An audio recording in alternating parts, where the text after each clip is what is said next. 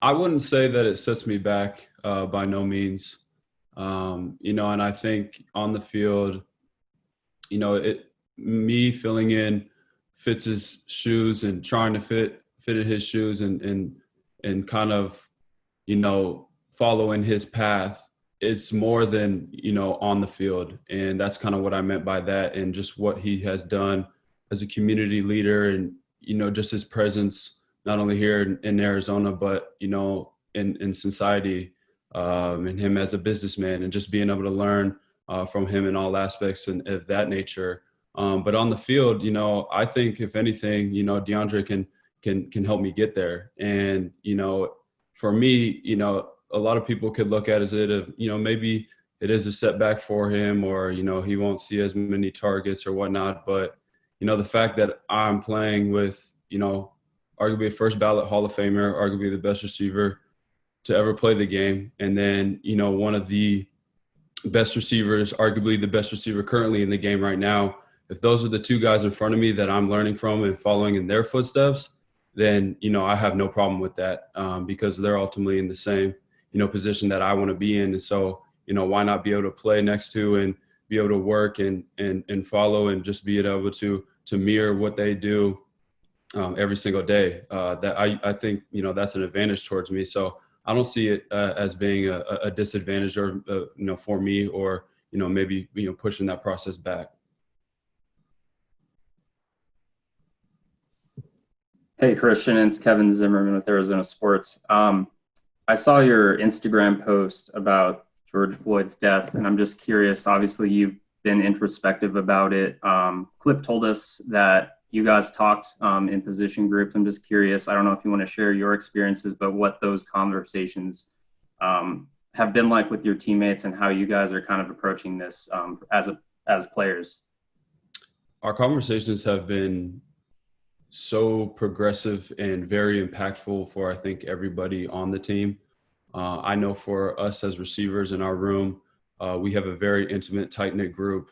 And it starts with, our leader, Coach Rye. And, he has been, so helpful, so supportive, and has really just kind of wore his heart on his sleeve this whole entire time, because, it's impacted us all. And, especially for him, growing up in Minneapolis, and George Floyd dying, right where he grew up, it hit home for him. And so, starting with him, and then, just having conversations with everybody in the room of, our experiences and what has happened to us, and how we felt, racial injustice, and, either that or police brutality in itself. And just the stories that you hear, from other guys that maybe none of us have known about one another, or have even heard. It's crazy, because about 80% of the room has experienced, one of those two things. So the fact that, we were having those conversations, and we were able to learn from one another, still learning, being Black men, and it's just been so powerful. And we've really kind of helped each other, through it, just because it's been a long 2 weeks. It's been, emotionally, exhausting, and just, everybody's kind of on the forefront of just trying to help, do everything that they can to help out the community. So, the conversations have been really good, and, we're still continuing to have them, and, we're still developing ways that, we can support.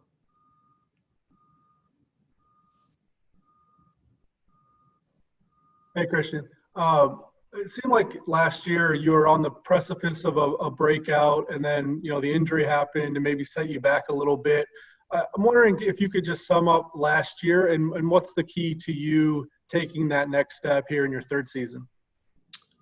I think the word that summarizes it was just frustrating. I hold myself to a high expectation. And so the fact that I didn't meet many of my expectations for what I wanted year two to look like for me was frustrating. But at the same time, you just got to battle through it. And, I couldn't dwell on it. And at the end of the year, regardless of, how bad my ankle was hurting, nobody's healthy at the end of the year. So I was just battling and doing everything that I could to play my role, and make the opportunities that were given towards me. So my main goal going into this year, to be honest, is just, stay healthy, regardless of, if it's out of my control or not, just doing everything that I can to be on the field for every single game. and just keep progressing. The good thing about it is, if you look at it statistically, hurt or not, I was still able to progress, in my second year. So the next step is just taking that next jump, and just keep on progressing and showing that I am getting better. Next three would be Catherine Fitzgerald, Darren Urban, Richard Sines. Hey, Christian, it's Catherine. Along with being outspoken on social media about some of your own experiences with racism and just talking about police brutality, I know you've been really involved in the community since you got with the team with different, team events, community relations, but does it feel still like kind of a step to then go from that to being a bit more candid and outspoken about this stuff? And if so, how has that been this last couple of weeks for you? Yeah, and I think that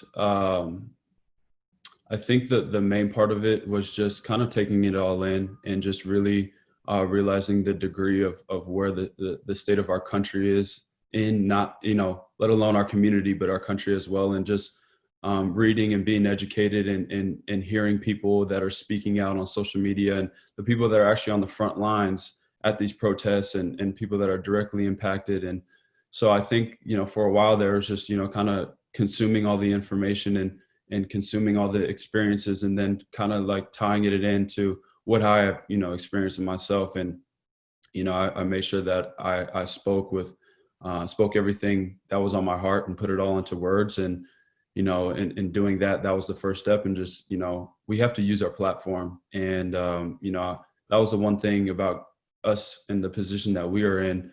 The majority of the people that are on the front lines, protesting every single day, they don't have the platform that we do. And so that's how they make their voices heard, is, physically and emotionally being out there and being seen and being heard. And so for us, if we're not out there every day, we need to use our platforms, when we have hundreds of thousands of followers and millions of followers, to be able to portray, what is on our heart, and be able to portray their messages as well. So the whole world can see it, because we're finally being heard. I do believe we're finally being heard, and the time for change is now, and it's slowly getting there. But we have to stay persistent, and be able to have this last until we get the change that is needed. Hey, Christian, so much is being said right now about whether Kyler has been able to throw to you guys and specifically DeAndre, because they haven't played together yet. I'm curious, from your perspective, OTAs aside, which obviously you guys have lost, but the ability to get together and run some routes on air, how much would that really help? Is that really that big of a deal if it doesn't get done? And on a kind of a secondary level, when they talk about training camp and what it could be, and now there was a report out that they're talking about maybe getting rid of a couple preseason games, how much time do you think you guys are really going to need to prepare for the season, knowing you didn't have this off season? I think with the time aspect, we know it's going to be shorter than normal, obviously, but I think we just have to be efficient with it. Thankfully with our virtual meetings, everybody has been so locked in and ready to work every time we hop on the meetings, because it could easily just, get on here and, we can, talk about, everything else going on. And I'm talking about either 3 weeks that we started before, when we first started install 1. I mean, we were straight to business, and it was like we picked up right where we left off from. And I think the biggest thing that helped us out was being able to self-scout and sitting down with the quarterbacks and being like, okay, last year, Kyler, you took a, 3-step and a hitch on this 6-step out route. We want to just take you, punch, 3-step and let the ball go, and just talking timing and just actually seeing what it looks like, because it's easy to go out there and, the ball could be a little behind and, we're throwing routes and, we'll get it next time, whatnot. But to be able to actually look at where we messed up on Sundays has really helped us. And so now that gives us a chance to, put together a plan of when we do get together in the off season. And, we're planning on, getting with Kyler here pretty soon, and, hopefully getting with him again, right going into training camp, and being able to get those timing things down. And so we can hit the ground running, so we're efficient, with our time when we do get back, whether it's in, the stadium or if we're back at the facility, practices are actually going. Richard Signs with Fox 10. Good to see you, buddy. Just kind of piggybacking off of what you just talked about, you know what it's like to take that jump from your first year to the second year. When you see how Kyler progressed throughout the year last year, how excited are you about this offense when you think about his maturation process, you being healthy, the addition of Hopkins, Kenyon Drake now assuming that lead back role? Whatever you guys have felt with this offense and so on, how excited are you about this offense and what you guys can achieve this season? Sorry, Richard, you broke up a little bit there mid question. Okay, I just wanted to ask, now that you guys all have another year under your belt under this offense, Kyler's got another year under his belt. How excited are you about what you guys can achieve when you think about all the weapons you have on offense? Very exciting, and I think Pat. I saw Pat say something about us on paper looking like one of the best teams that he's ever been on, and it's true. We have talent everywhere. We have elite players on both sides of the ball, and especially on offense. And so I think the main thing is just putting it all together, and not feeling like we won a certain amount of games already before we even stepped on the field. And I don't feel that from any of the guys right now. But I know we do have a chip on our shoulder. We do know we are chasing a championship, and that's our goal, and that should be our goal every time we step on the field. But I just know that the attitude and the way we're carrying ourselves right now is we're going to work for everything that we get, and nothing's going to be handed to us. So yes, it is exciting, with all the weapons that we have, and we're all very excited about the next step that Kyler's going to take, and being able to read defenses and just knowing what to expect, especially when we're in divisional play. And it's just it is exciting time. So we're just like I said, we're working for everything that we got. We're learning from what our mistakes were last year, and hopefully starting on the right foot come training camp. Next three would be Craig Fouie, Jody Jackson, Bob McManaman. Hey, thanks, Christian, for taking the time. I appreciate it. Hey, a question. Have you been catching passes? Who's been throwing to you? And when will you get with either Brett or with Kyler? Yeah, so Kyler has been in Dallas for majority part of the time training. And, we've been actually catching a couple times here and there from Brett. But, when we get on the field, it's usually, me, Chase Evans, and Trent Sherfield.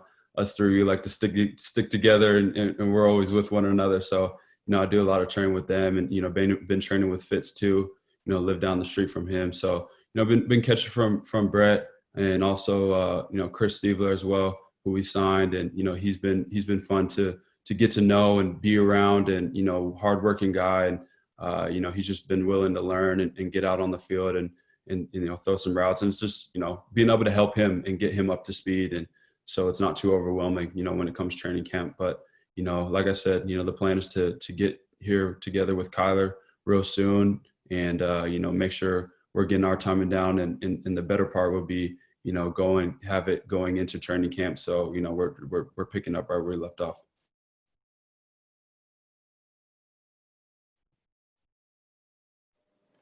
Hi, Christian. Jody Jackson here. Just wanted to ask you, I know that none of it's been ideal the way the meetings have been going, but to have virtual meetings, has there been any silver lining? Is there anything that can actually come that's good from it? Maybe something you've learned about your teammates in that setting? To be honest, I think I mentioned it a little bit earlier. The impressive part is just everybody's willingness to, know that this is still our job. This is still what we do. And you could easily come on here and joke around and laugh around and, okay, we don't need to go an hour today. We'll just go 20 minutes or, guys not, tuning in. But everybody has been in every single meeting. We've gone the full entire hour, if not, over, and everybody's just so engaging and asking questions. And, it's been just really, really impressive and nice to see how everybody's just really locked in, on learning and seeing where we can get better, because, it is distracting. You could easily just turn your mic on mute, turn your video off, and watch TV while you're sitting there and let coach talk. But everybody's been on and engaging. And so I think that's just been the great part for me to see, and the positive that I've taken from it. And it's just, it shows the type of character that we have on this team.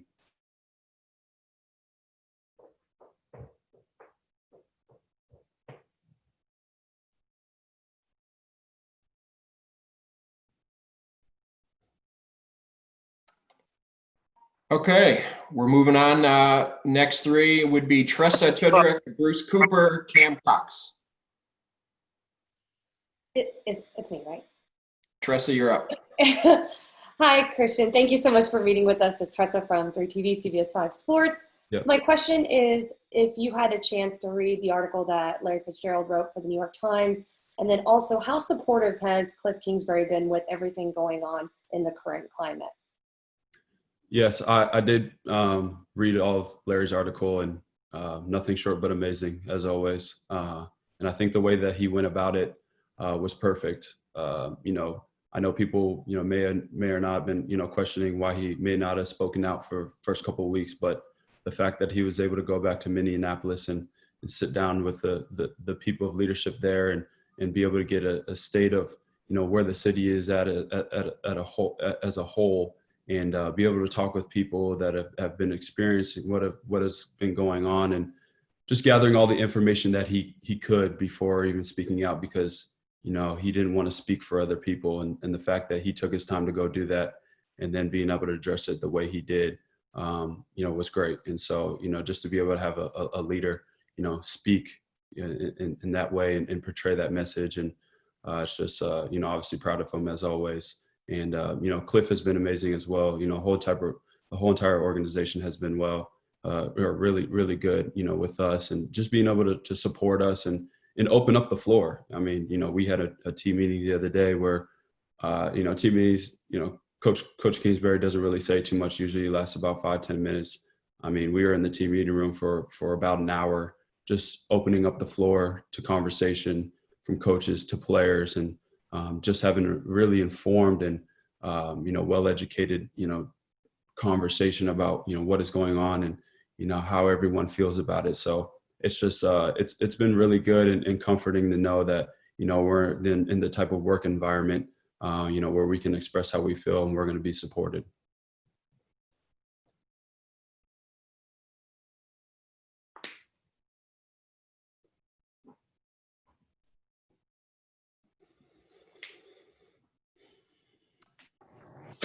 All right, Christian, thank you. Christian, Coop, Channel 12, how you doing, my friend? Thanks for being with us here. Hey, you mentioned earlier that one of your goals is to stay healthy this season.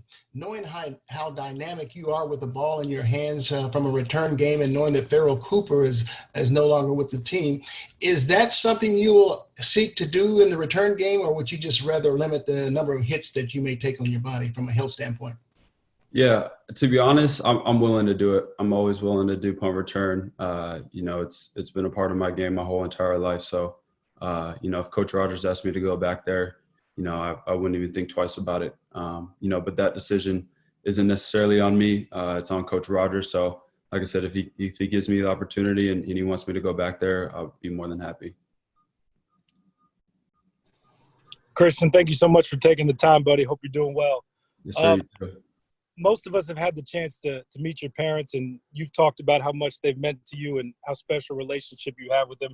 Just curious as to what the conversations have been like with your mom and your dad recently, given kind of everything that's going on in the world today. The conversations have been unique, just in a sense of, my situation is unique. My mom is white, my dad is black. I've witnessed my dad be racially profiled.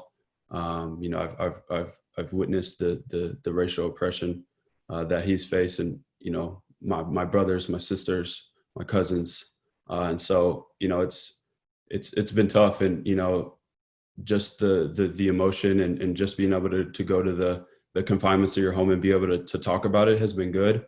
But I give props to my mom, being a white mother and birthing 3 Black children. regardless of what's in your blood and your DNA.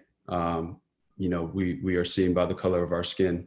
And unfortunately in society right now, and I even remember, being at a young age, her having to explain that to me. And I give her so much props and the strength to be able to tell, one of your young children that, unfortunately in this world, you're going to be judged by the color of your skin, based off of, some things that you may do, or the way that you are seen. And so she's been, our rock through this whole thing. And, she's been advocating, and speaking out and on social media actively, and signing petitions and donating and just doing everything to help change. And so to have a family, who is, so strong. And even both of my sisters my youngest sister went to the protests in downtown, every single day. And just, we've just shown so much strength throughout this time, and just being able to advocate for change, because we know the time is now.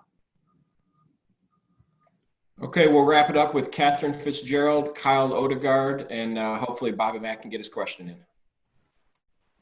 Christian, two things. One, do you remember how old you were when you had that conversation with your mom? And then separately, as far as the virtual meetings and getting to know guys, especially, the rookies or guys like Hopkins, what are some things you guys are doing to get to know them on a personal level outside of the meetings, and just, start to build those relationships with guys who will be your teammates, or who are your teammates? Yeah.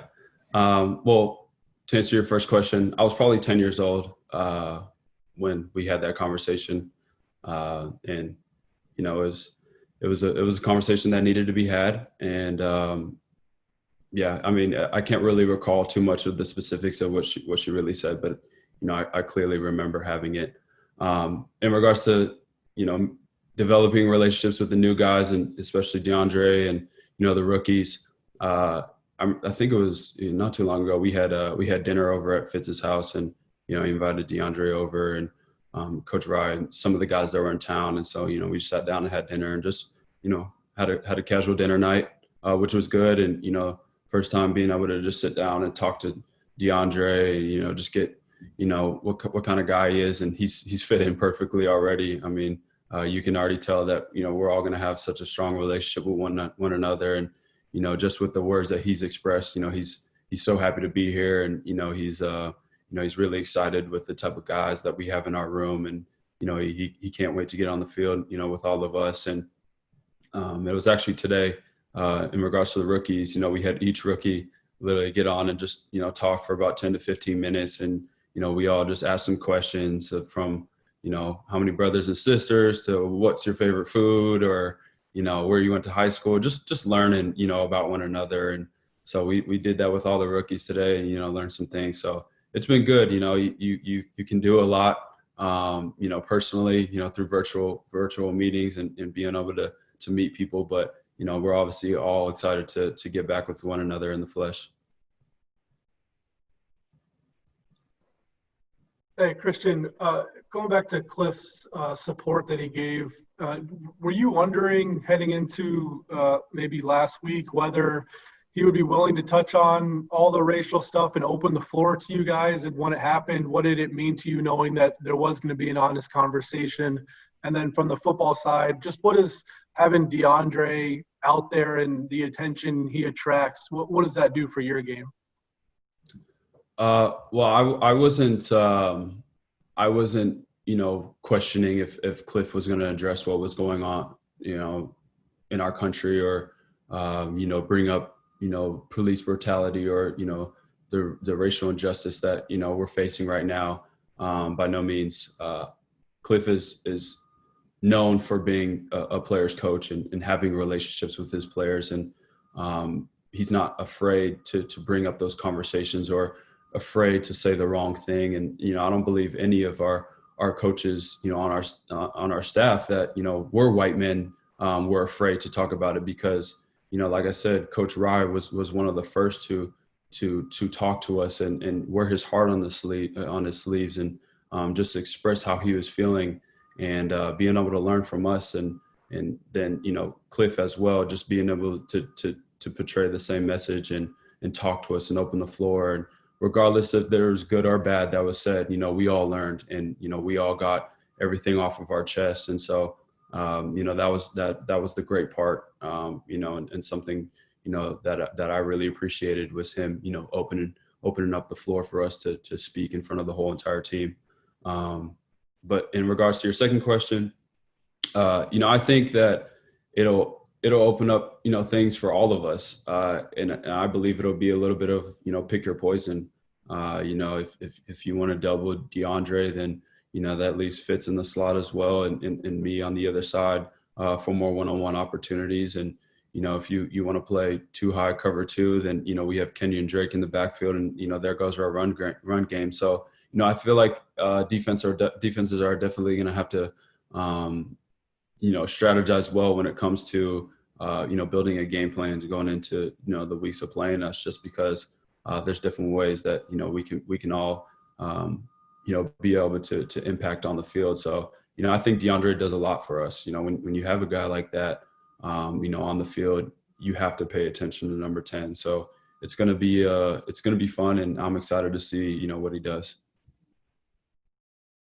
Hey, Christian, it's Bob again. I've been talking to some retired NFL Hall of Famers, and they're saying, you know, how much they had to fight racial injustice back when they played in the 60s, and how proud they are of what you guys are doing now. I'm wondering if you could fast forward that thinking and then what you're doing for future generations by everybody being so united, at least in this sport, when it comes to racial injustice, and what you guys can do for the future use. Yeah, I think the special part about it is being able to say, you know, how much tenacity, you know, we have had during this time, and, you know, being able to rise up against adversity and realizing that, you know, this is the time for change. You know, I keep saying it, but it really is. And a lot of people like to talk about, you know, how this generation is lazy, and, you know, we like things that are handed to us, but I think we're really showing our true colors here, you know, as a nation, you know, in this generation, coming together and banding together during a time where we're hurt. And it really is, you know, it really is, what's the word I'm looking for here? To be able to look forward to, you know, the future, and being able to tell them, you know, when I'm older, what I did during this time and how I helped impact change, you know, on this country, let alone is the exciting part. And it's the part that, you know, I think for all of us that motivates us, because I know I'm gonna be able to tell my kids during 2020, you know, I was able to fight against police brutality and racial injustice as a Black man in the United States of America. And so I think that is the one thing that, you know, like I said, you know, motivates us and is going to be able to be special to talk about.